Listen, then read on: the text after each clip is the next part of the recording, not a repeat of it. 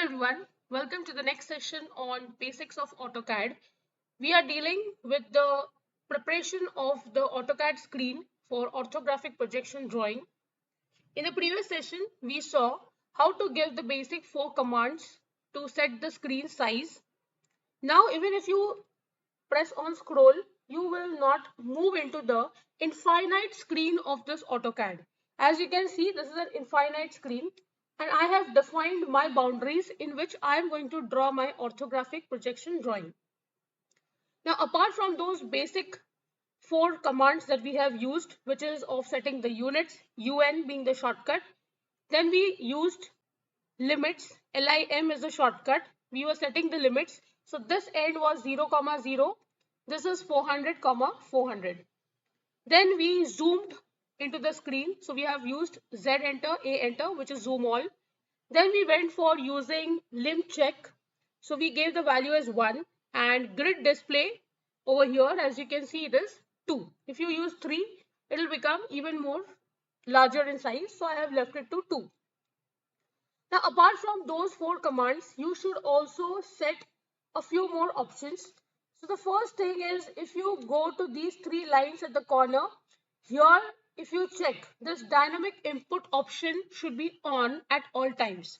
If you switch this off, like you see here, if you look at this bottom tab, this option has got unhighlighted. So if I click on dynamic input, you can see this is now on. Apart from this, you should always keep the ortho mode on. Now you can see here, this ortho mode also needs to be clicked and this is now visible. But for making this ortho mode on, you also have to click on this button such that your ortho mode is completely on. If you click here, it gets switched off for some time. Then apart from this, you have the grid on. So this is also something which you need to keep on at all times. You can see here the grid is on. Now, there is also an option which is called as OSnap. This also should be on at all times. And here you can see an arrow. If you look into these options, they are all important. One will show you the endpoint, one will show you the midpoint, center, geometric center, node, quadrant, intersection point, extension if there is any, or if there's an intersection, perpendicular, tangent, nearest point to the one which you are at, apparent intersection, and parallel. So these are very important options that we use when we are drawing. The reason being, if you are just clicking on a particular line randomly, you may not find the endpoint. So if this is on, you'll be able to see it very clearly. So make sure that at all times, OSnap, when you click over here, is on first of all, and in that all these options are ticked. If it is not, or it is not checked, if you see here, then you will not be able to see these options. So you will always have to keep these on at all times of your drawing. Apart from this, if you see, I have kept the ortho on, I have kept the grid on, I have kept the dynamic input on. Now dynamic input is this. When I write over here UN, this is called as dynamic input. Suppose if I switch off this option and I write UN, I'm not able to see it over there. I get to see it over here below. That is also a correct way of solving. You can go to units and accordingly you can change your options. But it is always preferred that you keep the dynamic mode on.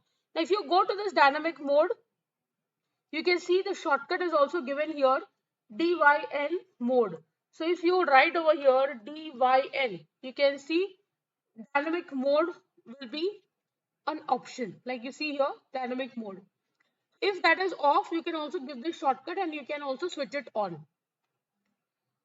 You can see the scale for the drawing chosen is 1:1. I am not reducing or increasing the scale. This is reduction till 1/100 of the scale, and this is drawing it twice, 4 times, 8 times, 10 times, and 100 times. You can also customize as per your requirement, but we will be using 1:1 scale for drawing. So again, these are few options which you need to keep on when you are doing your orthographic projection drawing.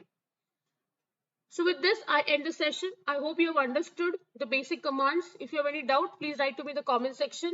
Don't forget to like, share and subscribe to the channel. Hit the bell icon for latest video updates.